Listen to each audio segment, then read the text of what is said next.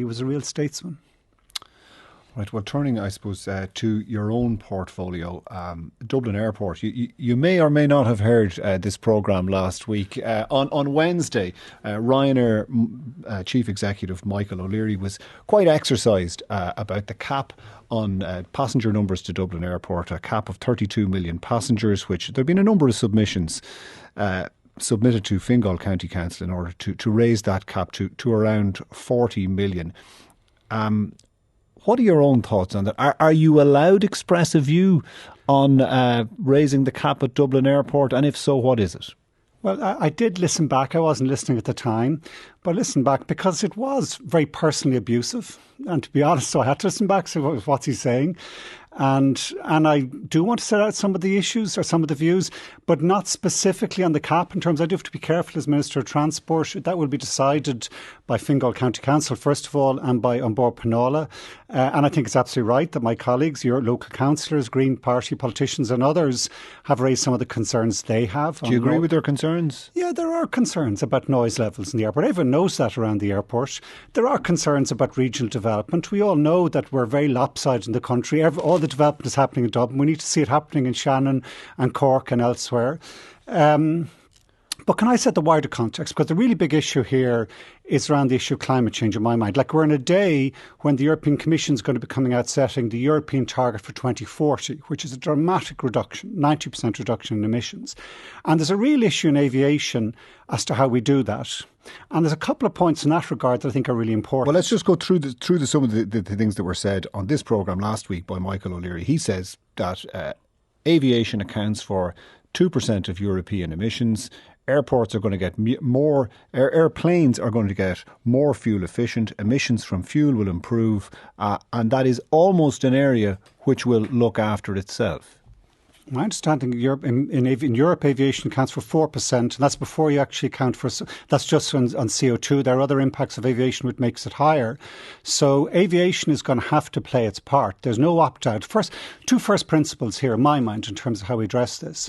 Firstly is, we have to move away from just this being the consumer responsibility, putting all the shame or blame on the individual in terms of, are you using the right, is that coffee cup the right thing, or should you be flying at all? And like, a lot of people are saying they will fly less for climate reasons, and that's absolutely right and valid. But I don't think politically, or indeed policy-wise, we will address this by turning it all into a moral imperative that forces people to fly or not to fly. Your colleague here on co-writing in the Irish Times says today, continued failure to hold the aviation industry to account for the emissions it produces emboldens operators and airlines alike to plan their operations in blind pursuit of economic gain. When he talks about holding the aviation industry to account, whose job is that? It's the job of the political system. And second point, if I can, the principle. So first principle is we need system change, not put all the responsibility on the consumer. The second principle is no one opts out. There's no sector that opts out. And agriculture are rightly saying at the moment, well, you're putting all the pressure on us, but what about aviation? The scale of the change we need to make based on the science, which is so clear, every sector needs to play its part. All right. Well, specifically, you say the political system. It's the job of the political system to hold the aviation industry to account. You're the Transport Minister. What are you doing to hold the aviation industry to account on its emissions? Well, first, the aviation sector itself, including Ryanair, has recognised we do have a real problem here, and they have committed, Ryanair and other European airlines, to be part of the solution by being net zero in 2050. It's less than about 25, 26 years' time. The political system job is to work out, so how do we do that? What's the way to do it? And just to go into some of the details here, because it is important that people get it right. Aviation, if you look back the last 25 years, just equivalent, it has in Dublin Airport tripled. Across Europe, quadrupled. There have been a lot of efficiency gains, as Michael O'Leary said last week, roughly 50% more efficient. That was mainly because bigger number of seats, better planes, engine improvements and so on. The improvements to 2050, the large best way of us doing the system change we need to meet our climate change ambitions will be the switch from using fossil fuels to sustainable aviation fuels. There are two types of those. The first type will be the development using biofuels, but that is very limited. It's limited because there's only so much land use. You could end up where you'd be chopping down rainforests to provide fuel for aviation. That would not work. So that would provide a certain amount, but the actual bigger amount, the bigger development to make aviation part of the solution will be the use of what's called e-fuels or e-kerosene. And that will be combining hydrogen from renewable power mixed with carbon, which we would have to collect. And that is where the political system comes in. So in Europe, what we've said is, last year we set mandates that by 2030 you have to have 6% sustainable aviation fuels. By 2050, it's going up to 70%. Right. And included within that also targets for the development of these new e-fuels. All right. Well, that is the way that we can and will have to decarbonise aviation. It's very complex. It's only starting. It hasn't really started in effect yet. But it is going to force the industry by mandates to adopt those fuels. Right. And that is the way I believe that we will make the way forward and where the political system has a key role. And where the overwhelming weight of people in the country live in the greater Dublin area in terms of the critical mass of where people are living.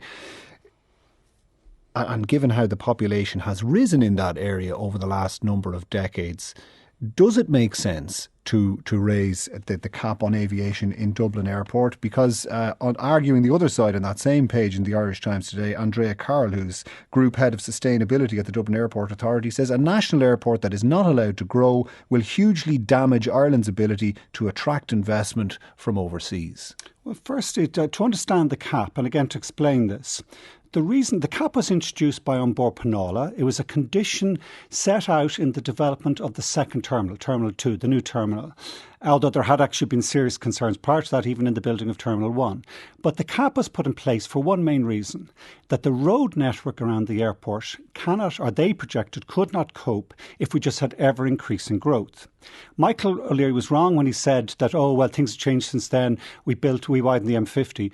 We knew back in 2007, when the cap was put in place, that the M50 was going to be widened, and all the analysis was already there to tell us that both the M1, the main road out in front of the airport, and the M50 were going to be at full capacity. And adding additional cars to such a road network would actually affect and impact and make sure it didn't work for everyone. So the cap is in place partially because of infrastructural deficiencies outside of Dublin Airport, which are not the fault of Dublin Airport. Does government have a case to answer for not having the infrastructure in place that would allow better connectivity from the airport to the city centre, for example? Yes, I've been involved in transport campaigning and policy making in this city for 35 years. I remember back in the late 90s, the Platform for Change, it was the plan for transport for Dublin. And I remember the engineers and the planners at the time saying, whatever you do, build the metro first, don't widen the M50 first. Unfortunately, previous government made a decision to widen the M50 first and not build the metro. We do need the metro. It is coming. It will go to planning this month. It goes to the oral hearing. I expect that we will get a decision this year on that, and we will start going into building it because we do need it, not just for the airport, but for the development of the city. So yes, there has been a historic underinvestment in public transport in our city, and I would believe in safe active travel systems, that we need to rectify. That's a reality you have to deal with. So, in your view, the cap must wait until after that's in place? What I'm saying is, because there are other mechanisms you can do it. As Dublin Airport said yesterday, Dublin Airport has become a very large attractor of bus routes in the country. We also need to enhance and improve the taxi service to the airport. The best place to decide this issue is in the local authority, Fingal, and if as needs be, Onboard Penola reviewing that afterwards. And that's, I think it's absolutely appropriate. As Minister of Transport, I set out what we're doing. We are going to build a metro. We're going to improve the bus transport system of Dublin. We will provide a sustainable direction for transport in the city, which it needs. Okay. All right. The exact mechanism of the airport to manage within that is a better issue to be decided within the planning authorities. The independence of those is important. Okay. They need to be recognised. Okay. I want to move on to other issues because the government is going to fight a referendum campaign, or certainly propose constitutional change in the upcoming referendums on March the 8th. Would you accept at this stage that people might not be clear as to what they are voting on? The change in the definition of the family in the Constitution from one based on marriage to one being based on a durable relationship. And at the moment, people have been told that what the exact definition of that is will be decided later in the courts. Is that a satisfactory reason to support the state's proposal to change the definition of the family in the Constitution? I believe it is. I think there are two critical reasons for turning up, first of all, on referendum day and voting yes in both counts. The first, as you said, is to recognise that we recognise all families equally. And yes, protecting and supporting those families in marriage, but also those families outside marriage also deserve the same constitutional recognition, whatever the format of that relationship is. And are you satisfied that it's been teased out in terms of reunification when it comes to immigration, when it comes to inheritance with regard to the treatment and taxation, in terms of the knock-on effect in a lot of other legislative issues? Are you satisfied that the government has thought of the hypotheticals on that in proposing this change? Yes, and I think appropriate as well in the Constitution that we do. The Constitution is a hugely important document in setting our values, setting direction, setting broad parameters, but it's also appropriate that the courts have a role that you don't necessarily have to describe down to the nth degree and detail what exactly. But isn't that the issue with constitutional change in the past? When the Eighth Amendment was put into the Constitution, the proponents of inserting it said it would never affect the right to travel. The opponents of it said that, Europe would never have an impact in terms of changing Ireland's abortion legislation. And to varying degrees, both sides were wrong on that. There are things happen post-changing the Constitution that are not envisaged at the outset. True. We have, on the second referendum, the vote that the citizens have to consider here, the issue of whether we remove that, what I think is sexist language, going back to the 1930s about the women's role in the home. I think that is the second key reason people should get out and vote. Sure, that's an argument for deletion rather than changing it. Well, you could argue. And yes, this has been debated for decades. This is the first government to actually take up and effect a real change. Because some people in the last government, it was argued we should just delete.